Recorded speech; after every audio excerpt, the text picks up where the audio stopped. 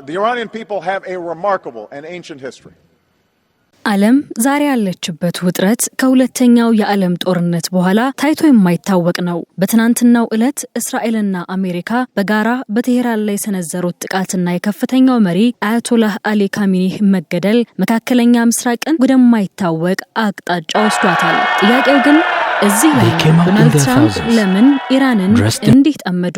ለምንስ ሀገሪቱን ለማንበርከክ እስከ ግድያ እርምጃ ድረስ ሄዱ? ይህ ጉዳይ የሁለት ሀገራት ፖለቲካ ብቻ ሳይሆን የግል ቂም፣ የቢሊዮን ዶላሮች የኒውክሌር ሚስጥርና የእስራኤል ህልውና የተሰናሰሉበት ትልቅ ድራማ ነው። ዛሬ በአስገራሚ እውነታዎች ትራምፕ ኢራንን ለማጥፋት የቆረጡባቸውን 5 ሚስጥራዊ ምክንያቶች በዝርዝር እንመረምራለን። ለቻናላችን አዲስ ከሆናችሁ ሰብስክራይብ በማድረግ ይወዳጁን። አብራችሁን ቆዩ። We won the war. We won the war. And I said, look, you're a man of great faith. ዓለም ዛሬ ለደረሰችበት የቴህራን ፍንዳታና ለከፍተኛው መሪ አያቶላህ አሊ ካሚኒህ መውደቅ መነሻው የዛሬ 11 ዓመት በቪየና ከተማ የተዘራው የጥላቻ ዘር ነው። ዶናልድ ትራምፕ ወደ ፖለቲካው መድረክ ሲመጡ የያዙት ትልቁ አጀንዳ የኦባማን ውርስ ማፍረስ የሚል ነበር። ለእርሳቸው ደግሞ ከኦባማ ውርሶች ሁሉ እጅግ አደገኛው የኢራን የኒውክሌር ስምምነት ነው። እንደ አውሮፓውያን አቆጣጠር በ2015 ፕሬዝዳንት ባራክ ኦባማ ከኢራን ጋር የፈረሙት የኒውክሌር ስምምነት ዓላማው ኢራን የኒውክሌር ቦምብ እንዳትሰራ ማገድ ነው። ሆኖም ትራምፕ ይህንን ስምምነት የአሜሪካ ውርደት ብለውታል። ለምን? ስምምነቱ ኢራንን የሚያግደው ለጥቂት ዓመታት ብቻ ነው። ከ10 ዓመት በኋላ ኢራን በነጻነት ቦምብ መስራት ትችላለች። ይህ ደግሞ አደጋውን ለጊዜው ማስተላለፍ እንጂ መፍታት አይደለም የሚል ጽኑ እምነት ነበራቸው። ስምምነቱ ስለ ኢራን የረጅም ርቀት ሚሳኤሎች ምንም የሚለው ነገር አልነበረም። ኢራን ቦምቡን ባታበለጸግም ቦምቡን የምታጓጉዝበትን ሚሳኤል ግን በነጻነት እየሰራች ነው የሚል ስጋት ነበራት። ከትራምፕ ቁጣ በስተጀርባ ያለው ትልቁ ምክንያት ግን ገንዘብ ነው። ስምምነቱ እንደተፈረመ አሜሪካ በኢራን ላይ የጣለችውን ማዕቀብ አንስታ የታገደባትን ከ150 ቢሊዮን ዶላር በላይ የሚገመት ሀብት ለቀቀችላት። ትራምፕ ይህንን እርምጃ ለሽብርተኞች የተሰጠ ስጦታ ነው ይሉታል። ይህ ገንዘብ ለኢራን ሕዝብ አልዋለም። ይልቁንም በሶሪያ ለሚዋጋው አስድ፣ በሊባኖስ ለሚንቀሳቀሰው ሂዝቦላህና እስራኤልን ለሚያጠፋው ሐማስ የጦር መሳሪያ መግዣ ሆኗል በማለት ትራምፕ ይከራከራሉ። ይህ የገንዘብ ፍሰት ነው እንግዲህ ትራምፕ ኢራንን በኢኮኖሚ አድርቆ ለመግደል እንዲወስኑ ያደረጋቸው። ትራምፕ በ2018 አሜሪካን ከስምምነቱ አወጡ። ከዚያም ከፍተኛ ጫና የተባለውን ስትራቴጂ ዘረጉ። የኢራን የነዳጅ ሽያጭ ከ2.5 ሚሊዮን በርሜል ወደ 0 እንዲወርድ ያደረጉ። ይህ በኢራን ታሪክ ታይቶ የማይታወቅ የኢኮኖሚ ድቀት አስከተለ። ካሚኒህ ለዚህ የኢኮኖሚ ጦርነት ምላሽ የሰጡት በመቋቋም ነበር።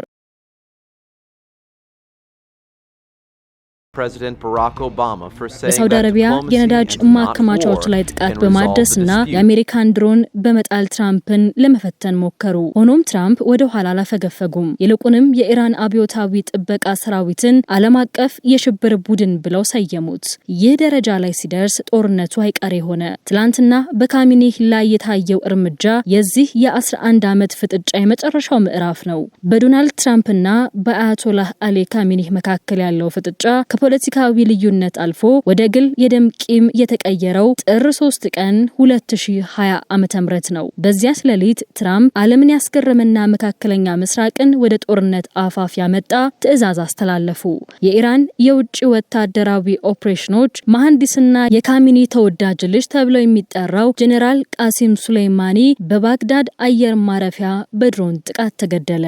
ትራምፕ ይህንን እርምጃ የወሰዱት ሱሌይማኒ በአሜሪካ ዲፕሎማቶች ላይ ጥቃት ሊሰነዝር አቅዶ ነበር በሚል ቢሆንም ከጀርባው ግን ትልቅ የፖለቲካ ቁማር ነበረበት። ሱሌይማኒ ለካሚኒ ተራ ወታደር አልነበረም። በመላው መካከለኛ ምስራቅ የኢራንን ተጽዕኖ የገነባ ሂዝቦላህን፣ ሐማስንና የየመንን ሁቲዎችን በአንድ ገመድ የቋጠረ ስትራቴጂስት ነበር። የእሱ መገደል በካሚኒህ ልብ ውስጥ የማይሽር ጠባሳ ጥሎ አልፏል። ይህ ግድያ በሁለት መሪዎች መካከል የነበረውን ግንኙነት ስምምነት ወደፊት ለፊት ጦርነት ቀየረው። ካሚኒህ በአደባባይ አልቅሰው ከባድ አጸፋ እንደሚወስዱ ቃል ገቡ።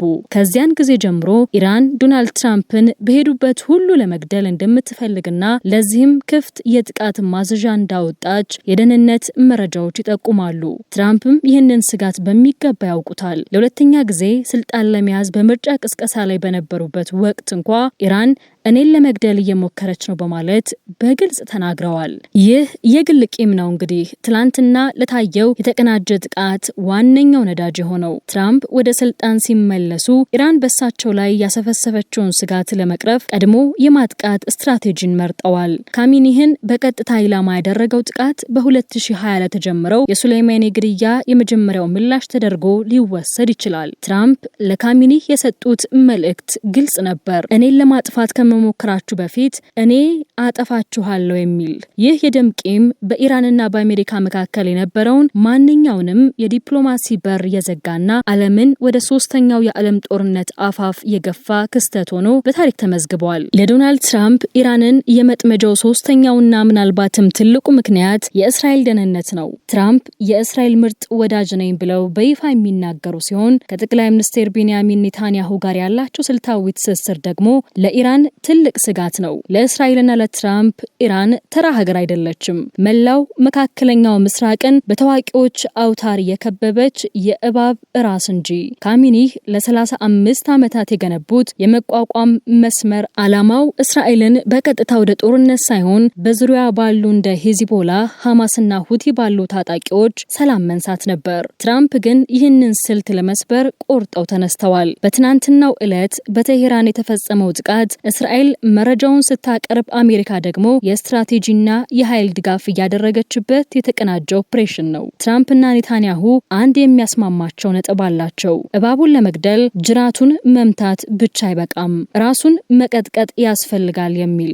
ይህ የእባቡ ራስ ስትራቴጂ ትላንትና ወደ ተግባር ተቀይሯል። ትራምፕ ኢራንን የጠመዱት እስራኤልን ከአደጋ ለመከላከል ብቻ ሳይሆን አሜሪካ በመካከለኛው ምስራቅ ያላትን የበላይነት ለማስከበር ነው። የካሚኒህ መወገድ ለትራምፕ የ100 ዓመታት ስምምነት ስኬት ትልቅ በር የሚከፍት ነው። ትላንትና በካሚኒህ ላይ የተወሰደው እርምጃ ለዓለም ያስተላለፈው መልእክት ግልጽ ነው። አሜሪካና እስራኤል የኢራንን ድንበር ብቻ ሳይሆን የኢራንን ከፍተኛ አመራሮች የመድረስ አቅም እንዳላቸው አሳይተዋል። ይህ የመቋቋም መስመር መሰበር ኢራን ለዓመታት የገነባቸው ቀጠናዊ ተጽዕኖ በአንድ ጀንበር እንዲፈርስ አድርጎታል። ትራምፕ ኢራንን የጠመዱበት ይህ ወታደራዊና ፖለቲካዊ ምክንያት ዛሬ ለምናየው አዲስ የመካከለኛ ምስራቅ ካርታ ዋነኛው መሰረት ነው። ለዶናልድ ትራምፕ ኢራንን የመጥመጃው የመጨረሻውና ዓለም በስጋት ያቀዘቀዘው ምክንያት የኒውክሌር ቦምብ ነው። ትራምፕ ገና ከመጀመሪያው ኢራን የኒውክሌር ባለቤት እንድትሆን በፍጹም አልፈቅድም የሚል ጥብቅ ቀይ መስመር ነበራቸው። በ2026 ደግሞ ኢራን ቦምብ ለመስራት ከምንጊዜውም በላይ ተቃርባለች የሚሉ መረጃዎች ዋይት ሃውስ ደረሱ። ትራምፕ ይህንን ስጋት በዲፕሎማሲ ሳይሆን በኃይል ለመፍታት መረጡ። የትላንትናው በካሚኒ ላይ የተሰነዘረው ጥቃት መልእክቱ አንድ ነው፣ ከኒውክሌር ቦምብ በፊት የቦምቡን ባለቤት እናጠፋለን የሚል። ትራምፕ ኢራንን የጠመዱት አገሪቱ ኒውክሌር ከታጠቀች መላው መካከለኛ ምስራቅ ወደማይጠፋ የጦርነት እሳት ውስጥ እንደሚገባ ስለሚያውቁ ነው። የካሚኒ መውደቅ የኢራንን የኒውክሌር ህልም ለጊዜውም ቢሆን ክፉኛ ቀዝቅዞታል። አሁን ትልቁ ጥያቄ ከካሚኒ በኋላ ኢራንና ዓለም ወዴት ያምራሉ የሚለው ነው። ትራምፕ ኢራንን በመጥመድና ካሚኒህን በማስወገድ